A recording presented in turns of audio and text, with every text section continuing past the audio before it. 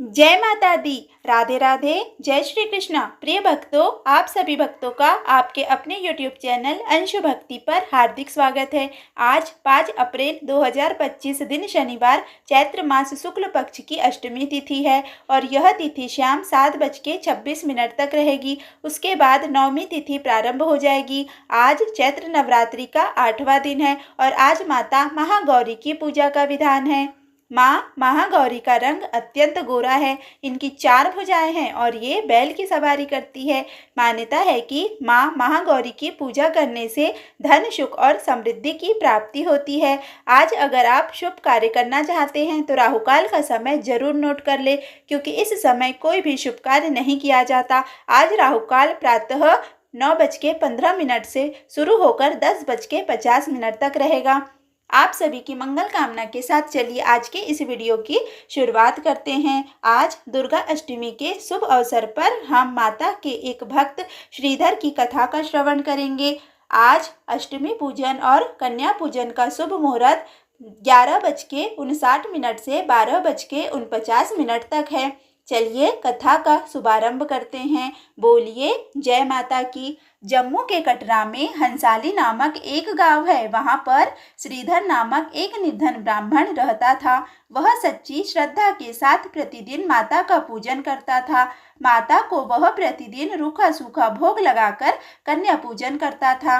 एक दिन श्रीधर की पत्नी श्रीधर से कहती है कि हे स्वामी, आप प्रतिदिन माता का इतना पूजन करते हैं, फिर आप माता से संतान प्राप्ति का वर क्यों नहीं मांगते? क्योंकि श्रीधर निर्धन होने के साथ साथ संतानहीन भी था। वह आगे कहती है कि हे स्वामी, हम इतने निर्धन हैं कि 2 वक्त का भोजन भी जुटा नहीं पाते, फिर भी आप स्वयं भूखे रहते हैं, लेकिन माता को भोग लगाना और कन्या पूजन करना नहीं भूलते। हे स्वामी, आप माता से हमारी दरिद्रता दूर करने और संतान प्राप्ति का वर मांगिए। मुझे उम्मीद है कि माता आपकी पुकार अनसुनी नहीं करेगी।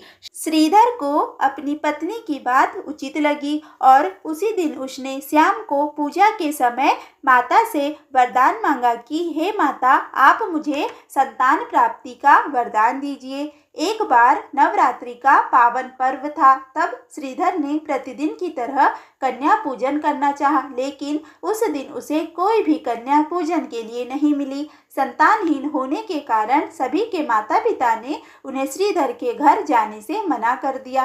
तब श्रीधर चिंतित होकर माता के चरणों में आकर रोने लगा।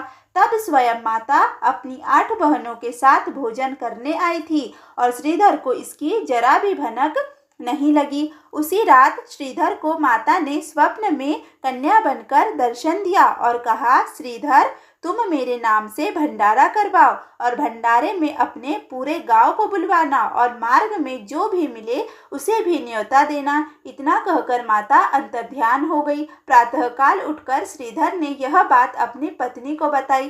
तब श्रीधर की पत्नी ने कहा, हे स्वामी, हम तो बहुत ही निर्धन हैं, हम इतना भोजन कहाँ से लाएंगे? आप ही बताइए। तब श्रीधर ने अपनी पत्नी से कहा, तुम्हारी बात तो सत्य है, किंतु माता ने मुझे स्वप्न में आदेश दिया है, यदि उनकी यही इच्छा है तो मैं भंडारा अवश्य ही करवाऊंगा। आगे माता की इच्छा। फिर वह हर दिन की तरह माता का पूजन कर मन ही मन माता से विनती करने लगा कि हे माता, आपकी इच्छा अनुसार मैंने भंडारे का निमंत्रण देने जा रहा हूँ। अब मेरी लाज आपके हाथों में है। और वह गांव की ओर चला जाता है और घर घर में जाकर वह निमंत्रण देता है कि मेरी झोपड़ी में कल माता का भंडारा है। उसी समय भैरवनाथ अपने शिष्यों के साथ आ रहा था। श्रीधर ने उसे भी भंडारे का न्योता दिया। तब भैरवनाथ ने श्रीधर से कहा कि तुमने ऐसा क्या पाया जिसके कारण तुम भंडारे का आयोजन कर रहे हो, और मुझे पता है कि तुम बहुत निर्धन हो, तुम इतने विशाल भंडारे का आयोजन कैसे करोगे? मेरे साथ तो मेरे हजारों शिष्य भी आएंगे, तुम उन्हें कैसे भोजन कराओगे? तब श्रीधर ने भैरवनाथ को अपने स्वप्न के बारे में बताया। तब भैरवनाथ ने कहा, तो तुम स्वप्न की बात मानकर भंडारे का आयोजन कर रहे हो, उचित है। ऐसा है तो मैं कल अवश्य ही आऊंगा और देखता हूँ कि तुम्हें आदेश देने वाली वह कन्या कौन है। बाबा भैरवनाथ को निमंत्रण देने के बाद श्रीधर अपनी कुटिया में वापस लौट आया। शाम हो चली थी, किंतु श्रीधर की कुटिया में तो 5 लोगों को भोजन कराने का भी अन्न नहीं था। श्रीधर चिंतित तो था ही, किंतु उसे माता पर पूरा विश्वास भी था। शाम होने पर उसने माता का पूजन किया और माता से पुनः प्रार्थना की कि हे माता, मैंने आपके आदेश का पालन किया है, आप मेरी लाज रखिए। माता तत्पश्चात श्रीधर विश्राम करने चला गया। अगले दिन प्रातः काल होते ही श्रीधर जागा तो उसने देखा कि तरह तरह के पकवानों से उसका आंगन भरा पड़ा है। अब तो गांव के लोग भी बारी बारी से भोजन करने आने लगे। श्रीधर की कुटिया में जितने ज्यादा लोग आते वह कुटिया उतनी ही बड़ी होती चली जाती। अब तो बाबा भैरवनाथ भी अपने शिष्यों के साथ भोजन करने के लिए आ गए। वहां आकर बाबा भैरवनाथ ने देखा कि गांव के सभी लोग श्रीधर की कुटिया में भोजन कर रहे हैं और एक सुंदर कन्या सभी को भोजन परोस रही है। उन्होंने सोचा कि यही वह कन्या होगी जो श्रीधर के स्वप्न में आई थी, किंतु यह अद्भुत कन्या आखिर है कौन, उसका तो पता मुझे लगाना ही होगा। और वह अपने शिष्यों के साथ भोजन करने बैठ गया। उस कन्या ने हलवा, पूरी, खीर, चने की सब्जी तथा ऐसे ही अन्य स्वादिष्ट व्यंजनों से सभी की थाल सजाई और सबसे पहले उसने भैरवनाथ को थाली देकर भोजन करने को कहा। तब भैरवनाथ बोला, हम अघोरी साधु है, यदि तुम हमें भोजन कराना चाहती हो तो मांस और मदिरा लेकर आओ, नहीं तो हम श्राप देकर वापस चले जाएंगे। तब माता क्रोधित होकर कहती है कि हे भैरवनाथ, यह वैष्णव भंडारा है, तुम्हें मांस और मदिरा मांगते हुए लज्जा नहीं आती। तब भैरवनाथ खड़ा होकर कन्या का हाथ पकड़ने के लिए आगे बढ़ा, किंतु इससे पहले ही कन्या अंतर्ध्यान हो गई और भैरवनाथ देखते रह गया। भैरवनाथ ने भी अपने मन में यह निश्चय कर लिया था कि जब तक उस कन्या को नहीं ढूंढूंगा तब तक मुझे चैन नहीं मिलेगा। और अंत में वह उस गुफा तक पहुंच गया, किंतु खोजते खोजते उसे 9 माह का समय लग चुका था और माता ने पूरे 9 माह तक इसी गुफा में तपस्या की थी, जिसे आज अर्धकुमारी के नाम से जाना जाता है। अब भैरवनाथ समझ चुका था कि वह कन्या इसी गुफा में बैठी है, इसीलिए वह गुफा के अंदर प्रवेश करने लगा। वहीं द्वार पर एक साधु तपस्या कर रहे थे। उन्होंने भैरवनाथ को चेतावनी दी कि हे भैरवनाथ, अभी भी समय है, लौट जाओ। तुम जिस कन्या का पीछा कर रहे हो वह कोई साधारण कन्या नहीं है, साक्षात जगदम्बा स्वरूपा है। तब भैरवनाथ बोला, क्या तुम मुझे नहीं जानते? मैं गोरखनाथ का शिष्य भैरवनाथ हूँ। वो जो कोई भी हो, मैं उसका भेद अवश्य जानूंगा। तब गुफा में से माता ने इन दोनों का वार्तालाप सुन लिया और गुफा के दूसरी ओर से त्रिकुट पर्वत की ओर चली गई। जब अर्धकुमारी गुफा में भी भैरवनाथ को माता नहीं मिली तो उसने और कठोर निश्चय कर लिया, अब तो मैं अवश्य ही इस अलौकिक कन्या का भेद जानकर रहूंगा, वरना मेरा तप करना व्यर्थ है। और वह माता को ढूंढने लगा। फिर माता त्रिकुट पर्वत पर ऊपर की ओर एक गुफा में ध्यान मग्न होकर बैठ गई और लांगुर वीर को पहरे पर बैठा दिया, किंतु भैरवनाथ पीछा करते हुए गुफा द्वार तक आ पहुंचा। जब भैरवनाथ ने अंदर जाना चाहा तो लांगुर वीर ने उसे रोका, जिसके कारण दोनों में युद्ध छिड़ गया, जिससे माता ने क्रोधित होकर अपना अष्टभुजाधारी रूप धारण किया और अपने त्रिशूल से भैरवनाथ का सिर काट डाला। तब भैरवनाथ अपने कटे हुए सिर के साथ प्रार्थना करने लगा कि हे माता, आप मुझे क्षमा कर दीजिए, मैं आपकी शक्ति को नहीं पहचान पाया। तब माता की ममता जाग गई और माता ने उससे कहा कि हे भैरवनाथ, मैं तुम्हारी भूल को क्षमा करती हूँ। तुमने जो तप किया है वह व्यर्थ नहीं जाएगा। जो भी भक्त मेरा दर्शन करने आएगा वह तुम्हारे भी दर्शन करेगा, नहीं तो उसे दर्शन का पूरा फल नहीं मिलेगा। और कन्या पूजन में 9 कन्याओं के साथ एक लड़का जो तुम्हारा स्वरूप होगा भोजन करवाया जाएगा। इस प्रकार माता ने भैरवनाथ को वरदान दिया। फिर माता ने अपने भक्त श्रीधर को भी वरदान दिया कि हे श्रीधर, तुम्हें 4 पुत्रों की प्राप्ति होगी और तुम्हारे वंश में कभी भी दरिद्रता का वास नहीं होगा। कन्या पूजन से दुख दरिद्रता दूर होती है और घर में सुख समृद्धि आती है। कन्या पूजन के दौरान इस बात का ध्यान रखना चाहिए कि कन्याओं की उम्र 2 वर्ष से कम और 10 वर्ष से अधिक न हो। देवी भागवत पुराण में कन्या पूजन के बारे में बताया गया है। दुर्गा सप्तशती में भी कन्या पूजन का उल्लेख मिलता है। कन्या पूजन में 9 बालिकाओं के साथ एक बालक की भी पूजा की जाती है। इसके पीछे की कहानी हम वीडियो में सुन ही चुके हैं। प्रिय भक्तों, तो ये थी दुर्गा अष्टमी की व्रत कथा। अब हम आगे के वीडियो में चैत्र मास महात्म्य की आगे की कथा का श्रवण करेंगे। जय माता दी। व्यास जी बोले, उन भवानी का वचन सुनकर नृपश्रेष्ठ सुबाहु ने भक्ति से युक्त होकर यह बात कही। सुबाहु बोले, हे माता, एक ओर देवलोक तथा समस्त भूमंडल का राज्य और दूसरी ओर आपका दर्शन, वे तुल्य कभी नहीं हो सकते। आपके दर्शन से बढ़कर समस्त त्रिलोकी में कोई भी वस्तु नहीं है। हे देवी, मैं आपसे क्या वर मांगू? मैं तो इस जगत तल में आपके दर्शन से ही कृतकृत्य हो गया। हे माता, मैं तो यही अभिष्ट वर मांगना चाहता हूँ कि आपकी स्थिर तथा अखंड भक्ति मेरे हृदय में बनी रहे। हे माता, आप मेरी नगरी काशी में सदा निवास करें। आप शक्ति स्वरूपा होकर दुर्गा देवी के नाम से यहाँ विराजमान रहे और सर्वदा नगर की रक्षा करे। हे अंबिके, इस समय आपने जिस तरह शत्रु दल से सुदर्शन की रक्षा की है और उसे विकार रहित बना दिया है, उसी तरह आप सदा वाराणसी की रक्षा करें।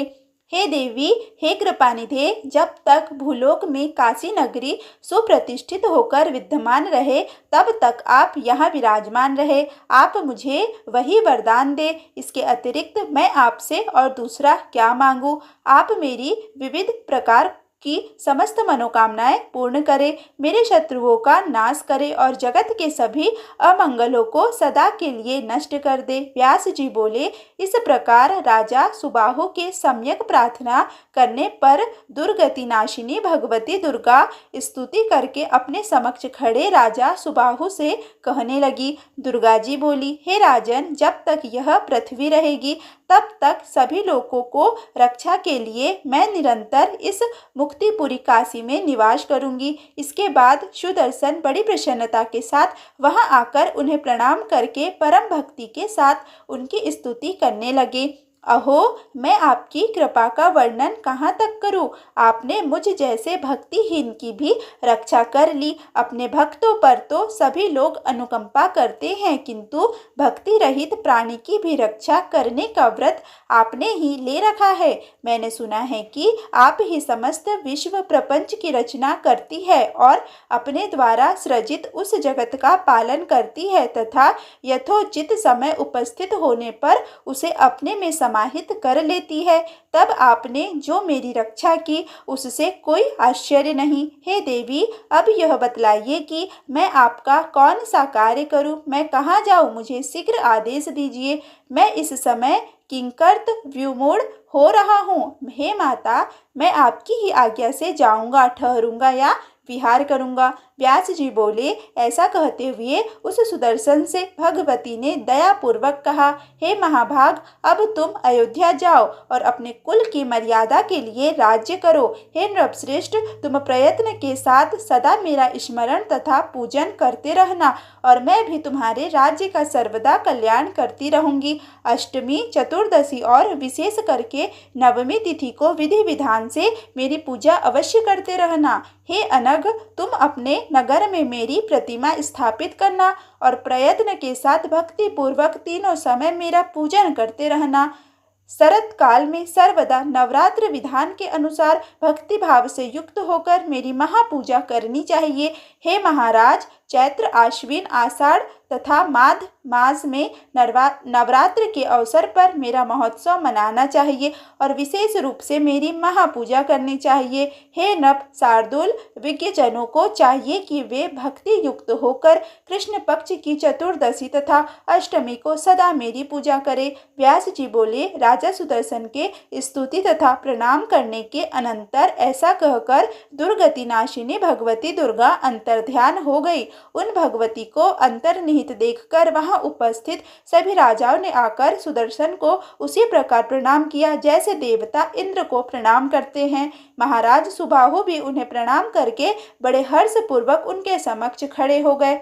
तदंतर उन सभी राजाओं ने अयोध्यापति सुदर्शन से कहा, हे नृपश्रेष्ठ, आप हमारे स्वामी तथा शासक हैं और हम आपके सेवक हैं। अब आप अयोध्या में राज्य करें और हमारा पालन करें। हे महाराज, आपकी कृपा से हमने धर्म अर्थ काम मोक्ष इन चारों पुरुषार्थ को देने वाली उन विश्वेश्वरी शिवा और आदि शक्ति भवानी का दर्शन पा लिया है। आप इस धरती पर धन्य कृतकृत्य और बड़े पुण्यात्मा हैं, क्योंकि आपके लिए साक्षात सनातनी देवी प्रकट हुई। हे नृपसत्तम, तमोगुण से युक्त तथा सदा माया से मोहित रहने वाले हम सभी लोग भगवती चंडिका का प्रभाव नहीं जानते। हम सदा धन, स्त्री और पुत्रों की चिंता में व्यग्र होकर काम क्रोध रूपी मत्स्यों से भरे घोर महासागर में डूबे हुए हैं।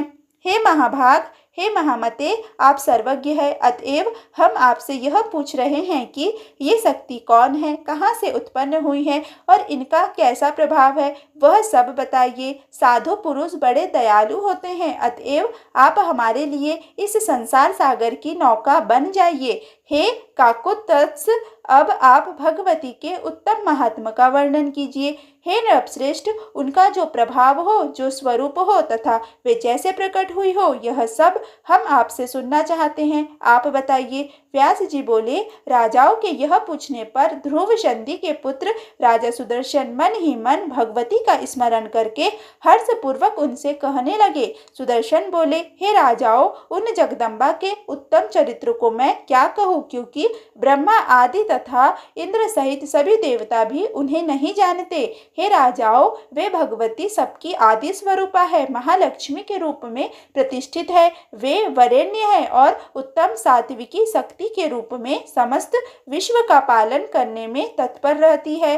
वे अपने रजोगुणी स्वरूप से सृष्टि की रचना करती हुई सत्व गुणी स्वरूप से पालन करती और तमोगुणी स्वरूप से इसका संहार करती है। इसी कारण वे त्रिगुणात्मिका कही गई है। परम शक्ति स्वरूपा निर्गुणा भगवती समस्त कामनाएं पूर्ण कर देती है।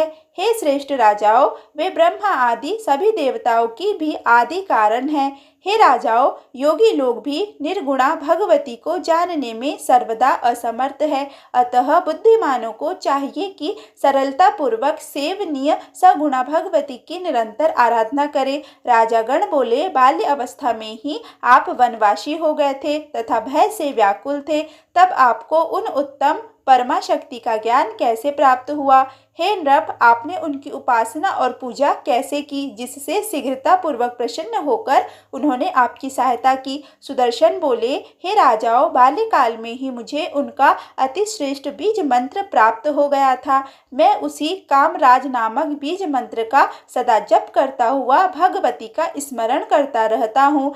ऋषियों के द्वारा उन कल्याणमयी भगवती के विषय में बताए जाने पर मैंने उन्हें जाना और तभी से मैं परम भक्ति के साथ दिन रात उन पराशक्ति का स्मरण किया करता हूँ। व्यास जी बोले, सुदर्शन का वचन सुनकर वे राजा भी भक्ति परायण हो गए और उन देवी को ही परम शक्ति मानकर अपने अपने घर चले गए। सुदर्शन से अनुमति लेकर महाराज सुबाहु काशी चले गए और धर्मात्मा सुदर्शन वहां से अयोध्या की ओर चले गए।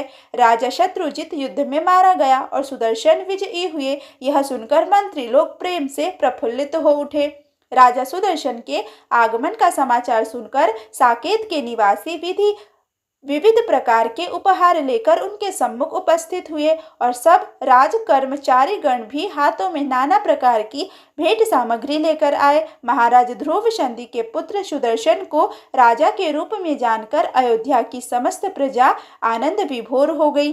अपनी स्त्री के साथ अयोध्या में पहुंचकर सब लोगों का सम्मान करके राजा सुदर्शन राजभवन में गए। उस समय बंदीजन उनकी स्तुति कर रहे थे, मंत्रीगण उनकी वंदना कर रहे थे और कन्याएं उनके ऊपर धान का लावा तथा पुष्प बिखेर रही थी। व्यास जी बोले, अयोध्या पहुंचकर नृपश्रेष्ठ सुदर्शन अपने मित्रों के साथ राजभवन में गए। वहां पर शत्रुजीत की परम शोकाकुल माता को प्रणाम कर उन्होंने कहा, हे माता, मैं आपके चरणों की शपथ खाकर कहता हूँ कि आपके पुत्र तथा आपके पिता युधाजित को युद्ध में मैंने नहीं मारा है। स्वयं भगवती दुर्गा ने रणभूमि में उनका वध किया है। इसमें मेरा अपराध नहीं है। होनी तो अवश्य होकर रहती है, उसे टालने का कोई उपाय नहीं है।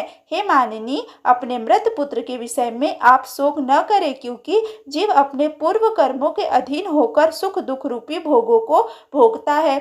हे माता, मैं आपका दास हूँ। जैसे मनोरमा मेरी माता है, वैसे ही आप भी मेरी माता है। हे धर्मज्ञ, आप में और उनमें मेरे लिए कुछ भी भेद नहीं है। अपने किए हुए शुभ तथा अशुभ कर्मों का फल अवश्य ही भोगना पड़ता है। अतएव सुख दुख के विषय में आपको कभी भी शोक नहीं करना चाहिए। मनुष्य को चाहिए कि दुख की स्थिति में अधिक दुख वालों को और सुख की स्थिति में अधिक सुख वालों को देखे। अपने आप को हर्ष शोक रूपी शत्रुओं के अधीन न करे। यह सब देव के अधीन है, अपने अधीन कभी नहीं।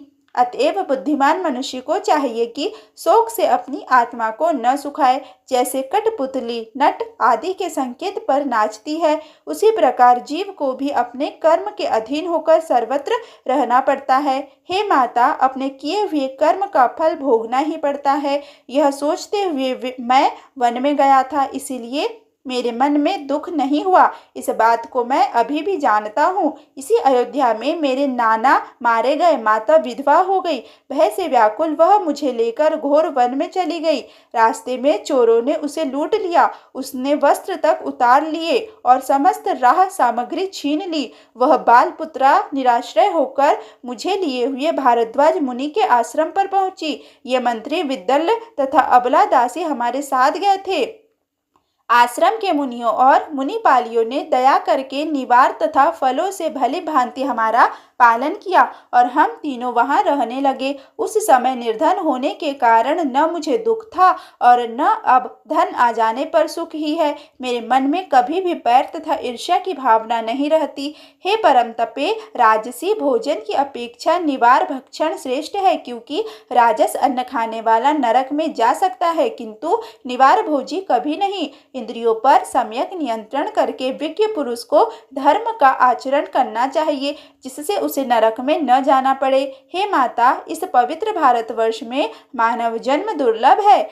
आहा, राधिका सुख तो निश्चय ही सभी योनियों में मिल सकता है। स्वर्ग तथा मोक्ष प्रदान करने वाले इस मनुष्य तन को पाकर धर्म साधन करना चाहिए, क्योंकि अन्य योनियों में यह दुर्लभ है।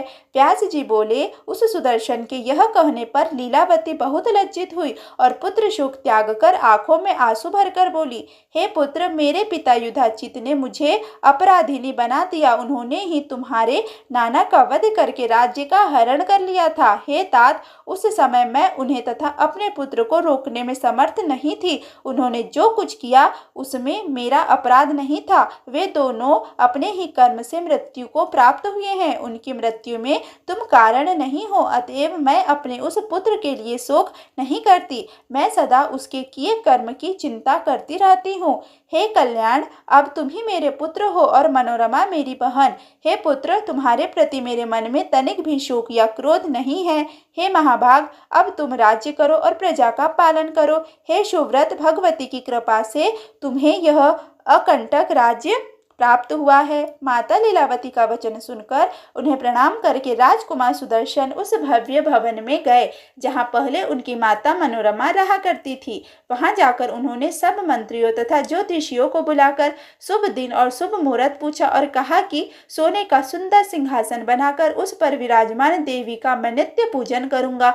उस सिंहासन पर धर्म अर्थ काम तथा मोक्ष प्रदान करने वाली भगवती की स्थापना करने के बाद ही मैं राज्य कार्य संचालित संचालित करूंगा, जैसा मेरे पूर्वज श्री राम आदि ने किया है। सभी नागरिक जनों को चाहिए कि वे सभी प्रकार के काम, अर्थ और सिद्धि प्रदान करने वाली कल्याणमयी भगवती आदि शक्ति का सम्मान करते रहे।